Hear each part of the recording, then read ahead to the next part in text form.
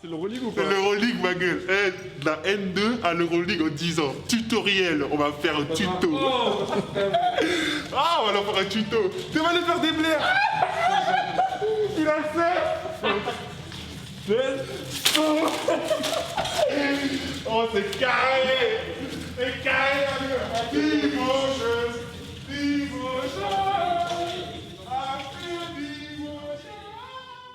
Bonsoir à tous et bienvenue, c'est la joie dans les vestiaires. Ça a même fait chanter Mathias Le Sort. La Roca Team sera l'année prochaine en Euroleague, le Graal pour tout basketteur qui évolue en Europe. Et Monaco l'a fait. Vous allez écouter dans quelques instants les réactions du directeur exécutif de la Roca Team et de l'international français Mathias Le Sort. L'Euroleague, c'est un autre monde, c'est une autre dimension. Pour nous développer tout cela, nous serons avec un spécialiste, le consultant Stéphane Brun.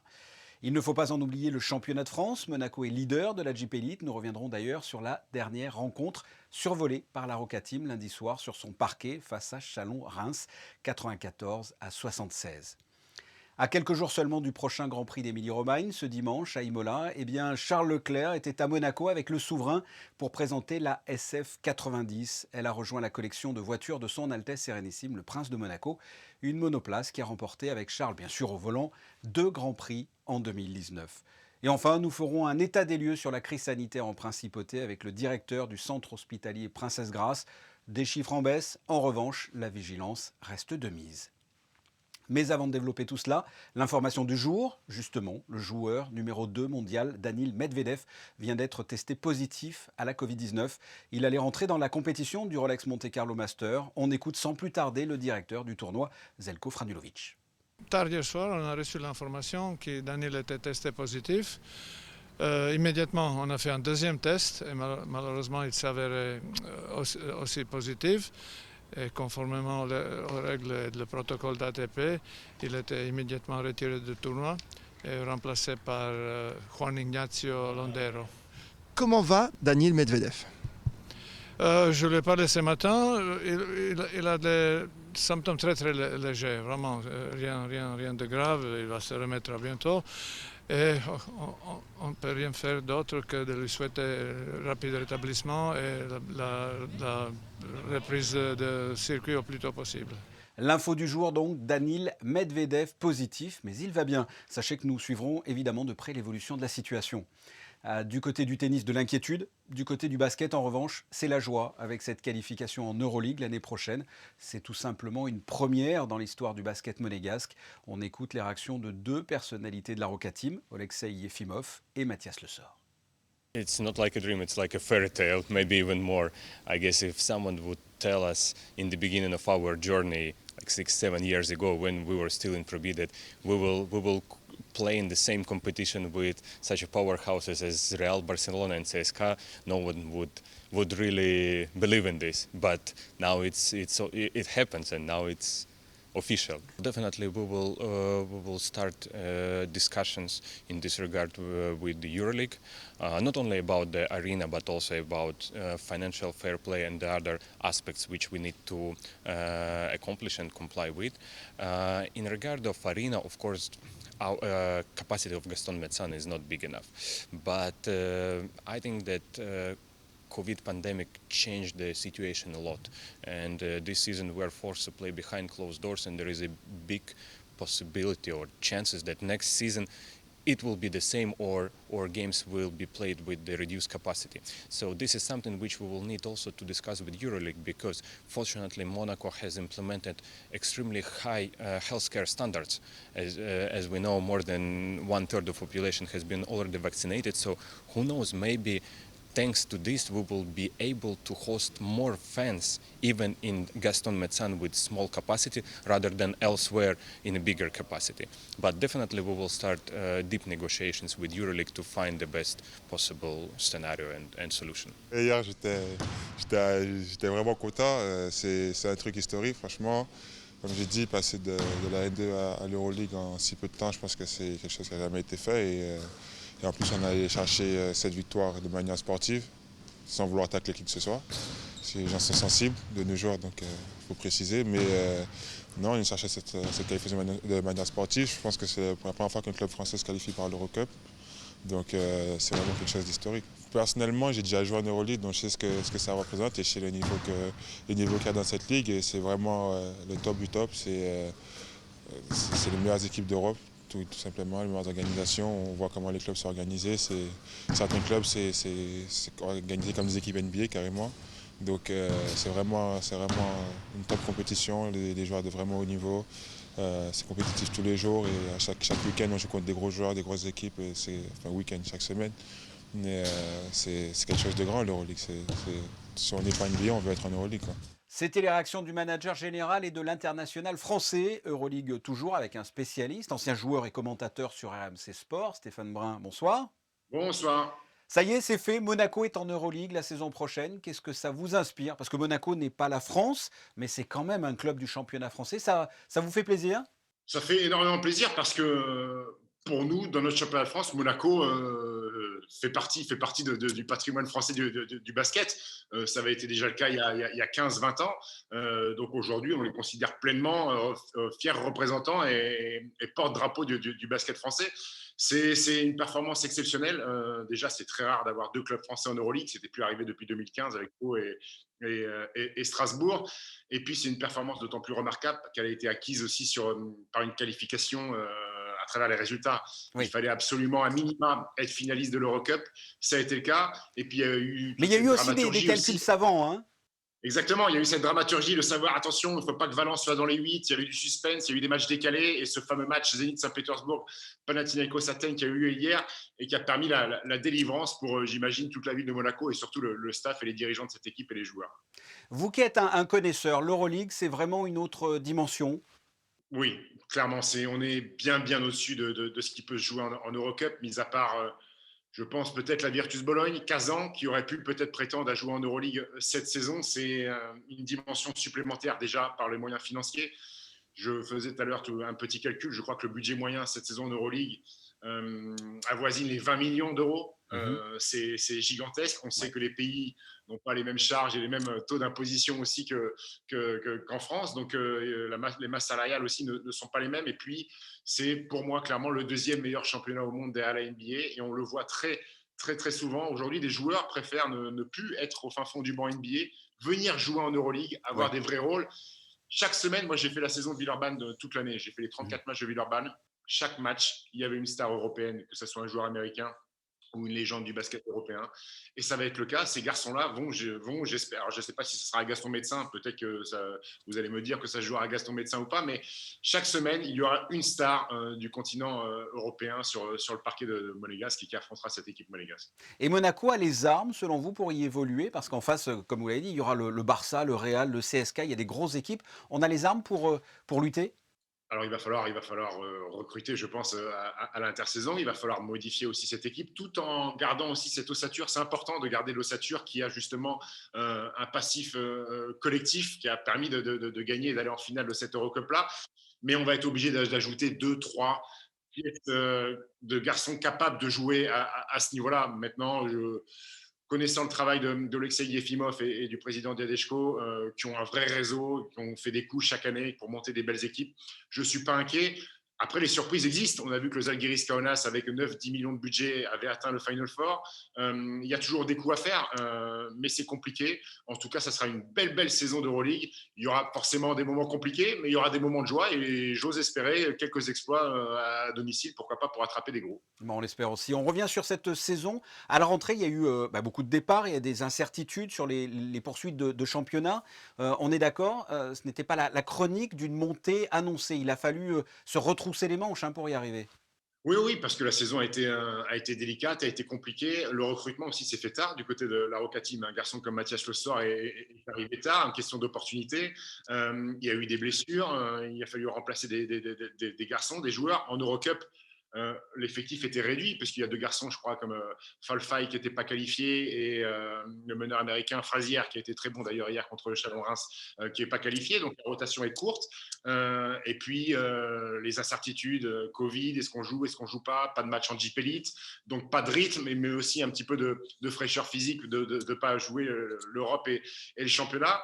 Voilà, maintenant, faut pas que ça soit une fin en soi, cette qualification en Euroleague, parce qu'il y a quand même un trophée vainqueur de l'Eurocup c'est exceptionnel pour un club français. Et je pense qu'il faut absolument se concentrer là-dessus, que ce soit Kazan ou que ce soit Bologne.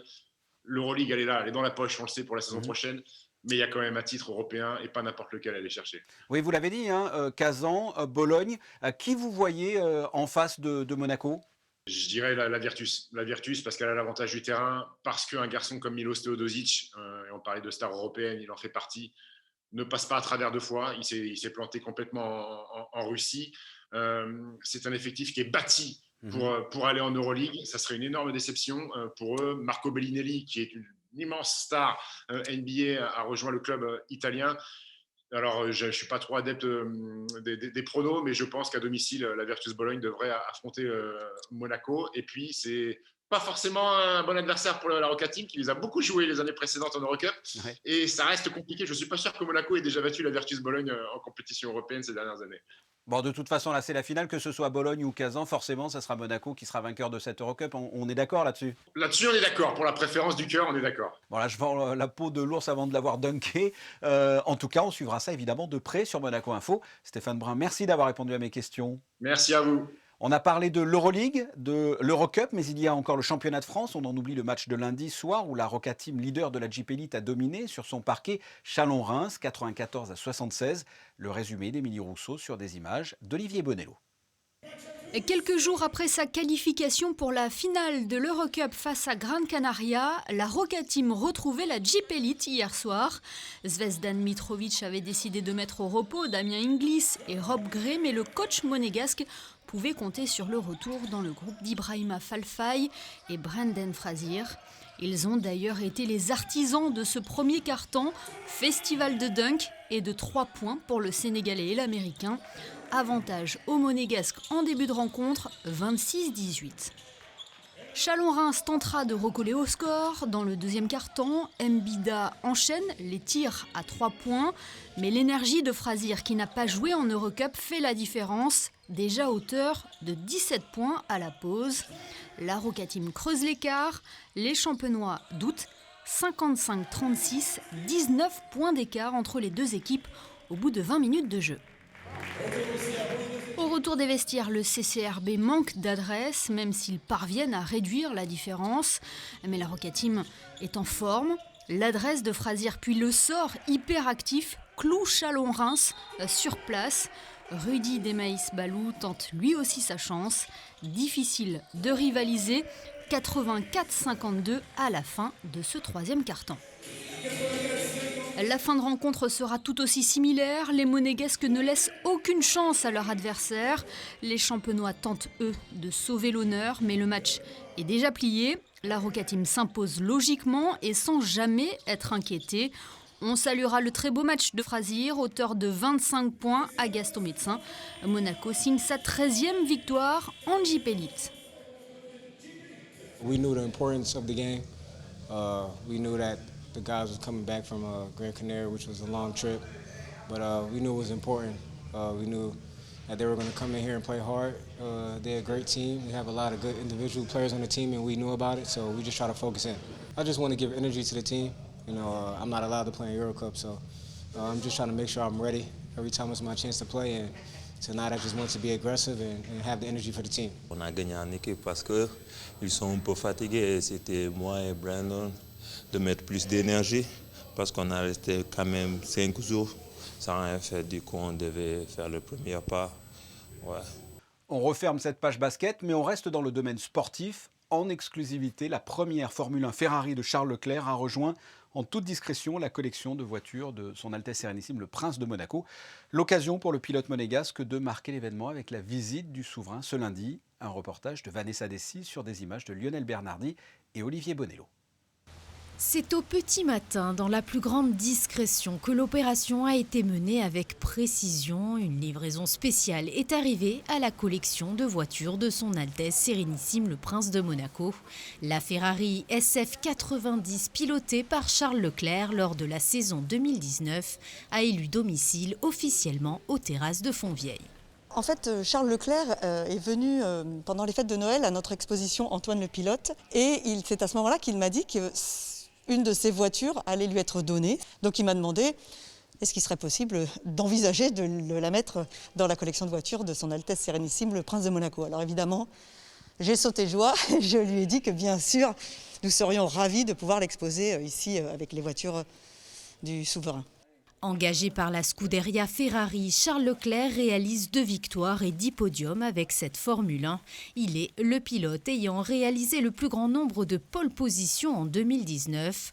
Pour le Monégasque, l'arrivée de sa monoplace en principauté évoque une vive émotion.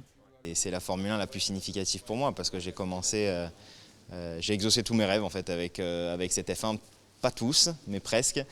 Première victoire en Formule 1, première fois en tant que pilote Ferrari, première pole position aussi. C'est exactement ce châssis qui a gagné à Spa et Monza, donc mes 2 premières victoires en Formule 1. Donc oui, elle représente énormément pour moi. Je sais qu'elle sera entre de bonnes mains, donc voilà, je suis content qu'elle soit là. À la fin des années 50, le prince Régnier III, passionné d'automobile, débute sa collection de voitures anciennes. Au fil des années et des acquisitions, la collection s'agrandit. C'est pourquoi aujourd'hui, cette Formule 1 trouve naturellement sa place. C'est formidable qu'elle puisse rejoindre la collection et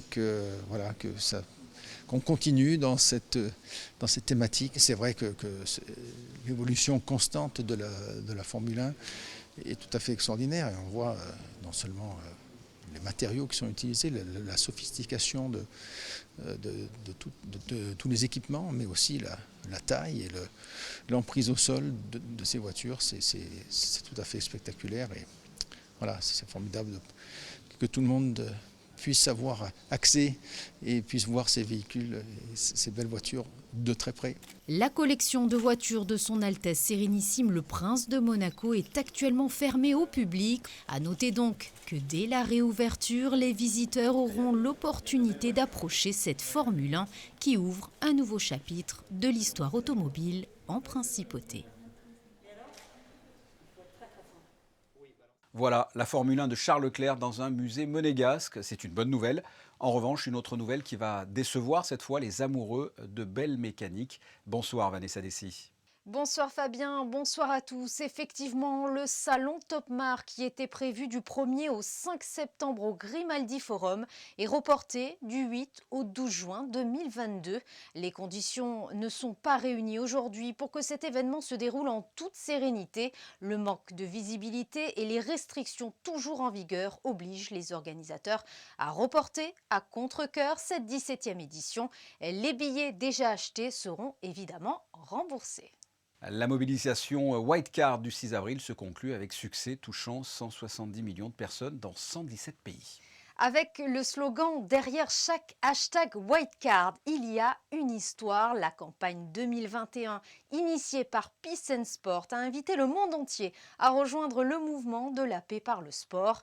Les célébrations ont inclus une grande diversité d'acteurs, dont des gouvernements, des fédérations internationales, des comités nationaux olympiques, des ONG, des athlètes ou encore des bénéficiaires des programmes de terrain. Cette 8e édition a une fois de plus démontré que le sport est un outil formidable pour lutter contre les discriminations. La lutte contre le blanchiment de capitaux et le financement du terrorisme est l'une des grandes préoccupations aux principautés. En effet, la coopération et l'échange de données entre les différents acteurs de la lutte contre le blanchiment, le financement du terrorisme et la corruption sont encadrés par la loi. Cette dernière vient d'être récemment modifiée. Dans ce cadre, la cellule de renseignement financier est amenée à recevoir ou à se faire communiquer toute information d'autres autorités nationales. C'est ainsi que chaque année, près de 400 demandes et échanges d'informations sont adressés à la direction de la sûreté publique. À l'image des accords de coopération conclus dans les pays voisins, le SICFIN et la direction de la sûreté publique réaffirment leur volonté de coopérer de façon permanente et toujours plus efficace en signant un accord. La Fondation Princesse Grace lance un appel à la générosité, Vanessa. Oui Fabien, privé de 2 éditions du Bal de la Rose qui constitue d'ordinaire sa plus grande rentrée financière annuelle, la Fondation Princesse Grace continue malgré tout de poursuivre ses actions. Rappelons que la Fondation apporte annuellement une aide directe non seulement à des actions humanitaires au profit d'enfants mais aussi à des projets culturels à destination des étudiants. Elle aide également de nombreuses unités pédiatriques pour l'achat de matériel. Si vous souhaitez soutenir ces actions inscription. Il vous suffit de consulter le site internet qui s'inscrit en bas de votre écran. Merci Vanessa Dessy. Passons à notre dernière invitée. Vous avez l'habitude de la voir sur notre antenne puisque l'on fait régulièrement des points sur la situation sanitaire. Benoît de Sévelinge, bonsoir. Bonsoir. Vous êtes le directeur du CHPG. Nous sommes mi-avril. Quel constat pouvez-vous faire? Quel est l'état des lieux? Alors, on constate sur l'hôpital une diminution de la circulation du virus et du nombre de patients qu'on hospitalise. Donc actuellement en réanimation, on a 6 patients qui sont hospitalisés. Et en hospitalisation conventionnelle, on est à 16 patients. En revanche, ce qui a changé, ce sont les âges. Donc en réanimation, nos 6 patients, ça va de 43 à 82 ans. Et en hospitalisation conventionnelle, de 39 à 92 ans. Donc vous voyez, on a des patients beaucoup plus jeunes qui viennent. D'accord. Sachant qu'ils n'ont pas tous des comorbidités antérieures. Donc on voit une évolution du virus. Il circule moins, mais il semble toucher une population un petit peu plus large. C'est un paradoxe, ça. Comment est-ce qu'on peut l'expliquer? Probablement l'effet des variants, probablement également l'effet de la vaccination qui permet aux personnes âgées que l'on avait dans les lits avant d'être protégées, d'autant plus sur Monaco, parce qu'on a des taux de vaccination très importants et très satisfaisants. D'ailleurs, notamment dans les maisons de retraite, où aujourd'hui on n'a plus peur du cluster, en tout cas dans l'état actuel des connaissances et de la circulation de l'épidémie, puisqu'on a 100% de nos résidents de la Quétudine qui sont vaccinés et plus de 90% qui sont vaccinés sur le centre Régnier 3 et le Cap Fleury. En réalité, il n'y a que 8 résidents sur toute la filière gérontologique qui ne sont pas vaccinés. Donc, de ce point de vue-là, on est beaucoup plus serein par rapport à l'impact de la maladie sur les personnes âgées. Mais aujourd'hui, il faut prendre en charge des plus jeunes. Donc, c'est un appel à la vigilance pour tout le monde. D'accord. Et ce qui est étonnant, c'est qu'on le voit, hein, c'est essentiellement du variant anglais qui serait plus contagieux, avec des cas des fois... paraît-il, plus grave. Comment se fait-il comme ça, alors que ce serait un virus plus contagieux, qu'il y ait moins de cas? Vous le dites, il y a plus de vaccination, mais c'est pareil dans les Alpes-Maritimes, ça baisse aussi. On est à la fin d'une crise? Non, pas encore. Je pense malheureusement que c'est un petit peu rapide de parler de la fin d'une crise. Bien sûr. Alors le variant britannique, effectivement, il est là. Hein, c'est plus de 80% des cas de Covid sur Monaco. Donc il a vraiment pris le dessus. Aujourd'hui, on parle d'un variant, alors que c'est plus le variant, c'est la grande majorité. Pourquoi est-ce que ça circule moins? Alors il y a probablement aussi un effet des mesures sanitaires, hein, le télétravail, le couvre-feu, le confinement du pays voisin. C'est des choses qui aident à diminuer la circulation du virus, c'est évident. Il y a peut-être aussi le retour des beaux jours, où les gens sont davantage en extérieur. Il y a la vaccination. Où on il y a se peut-être communique, aussi un début d'immunité collective. moins parce qu'on est à l'extérieur, c'est ça? C'est sûr. C'est certain. Aujourd'hui, on pense vraiment qu'on sous-estime la contamination via les traitements d'air. Et en extérieur, quoi qu'il en soit, l'air n'est pas confiné, on a un renouvellement qui est bon, et donc forcément on se contamine moins. Ça ne veut pas dire pour autant qu'il faut lâcher les mesures barrières. Ça veut dire que les mesures barrières sont d'autant plus efficaces à l'extérieur. Pouvez-vous nous rappeler de quelle manière le CHPG est en ordre de marche pour faire face à cette crise sanitaire?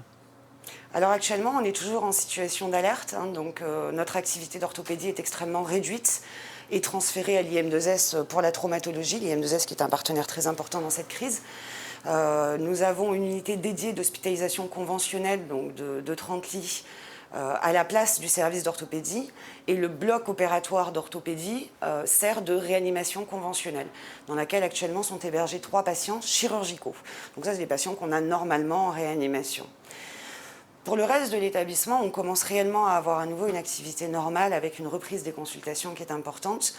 On garde un certain nombre de mesures de précaution en demandant une PCR systématique pour toute hospitalisation, tout acte chirurgical, en demandant aux accompagnants de rester à l'extérieur pour éviter d'encombrer les salles d'attente. C'est la question du renouvellement d'air dont je vous parlais. Plus on est nombreux dans une salle, plus on prend un risque de contamination.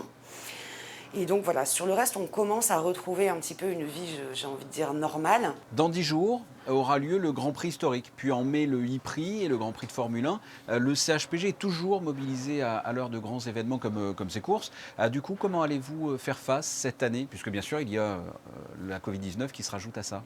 Pour tout vous dire, on travaille sur le sujet depuis le mois de janvier avec les différentes hypothèses pour essayer de calibrer un dispositif de secours qui soit adapté. Le Grand Prix, c'est un événement où il y a beaucoup d'intervenants sur le plan, on va dire, santé en général. Il y a la Croix-Rouge avec les secouristes, il y a les médecins de la Fédération automobile, il y a les médecins de l'Automobile Club, il y a les médecins de l'hôpital et il y a le SAMU 06 qui vient donner un coup de main. Rajouter le Grand Prix, c'est reprendre 3 week-ends. 3 week-ends de travail, là où on est censé avoir 3 week-ends de repos. Donc il a fallu qu'on retravaille tous ces plans-là pour essayer de rationaliser au maximum la présence des soignants et des médecins, pour assurer la sécurité dans les conditions réelles de ce qui va arriver, c'est-à-dire une partie de huis clos et une partie de course en public avec une jauge réduite. Donc il faut qu'on assure la sécurité de toutes ces personnes, tout en préservant en parallèle les soignants qui sont fatigués. Après, le Grand Prix arrive à une bonne période pour nous, puisque on voit, comme je vous l'ai dit, on a moins de malades, on a moins de travail à ce niveau-là. Donc, ça tombe bien que le Grand Prix arrive au mois de mai. Au mois de janvier, on aurait été un petit peu plus gênés. Pour finir, un conseil pour les téléspectateurs, parce qu'on l'a dit, les chiffres baissent, mais il faut continuer, j'imagine, à faire attention. Restez vigilants. Restez vigilants parce que si on veut retrouver une vie normale, c'est par l'application de ces gestes barrières et de protocoles sanitaires stricts qu'on y arrivera le plus rapidement. Benoît de Sèvelinges, merci. Merci à vous. Vanessa, on passe à la météo. Quel temps fera-t-il ce mercredi ? Eh bien, le ciel semble plus dégagé ce mercredi avec quelques apparitions du soleil durant la journée. Il soufflera une très légère brise pouvant atteindre 7 km/h. Les températures oscilleront de 9 à 12 degrés. Le soleil se lèvera à 6h48 et se couchera à 20h13 et nous fêterons les maximes. Merci Vanessa, on se quitte avec les photos du jour. Elle est belle et on a fait rêver plus d'un et plus d'une. La monoplace SF90 de Charles Leclerc, celle-là même qui lui a permis de monter à 2 reprises sur la plus haute marche du podium. Et elle est désormais exposée parmi la collection de voitures de son Altesse Sérénissime le Prince de Monaco. Ces clichés ont été pris par Michael Allez-y. Ce journal est terminé. On se retrouve, si vous le voulez bien, mercredi dès 19h pour une nouvelle édition. À très bientôt. Au revoir.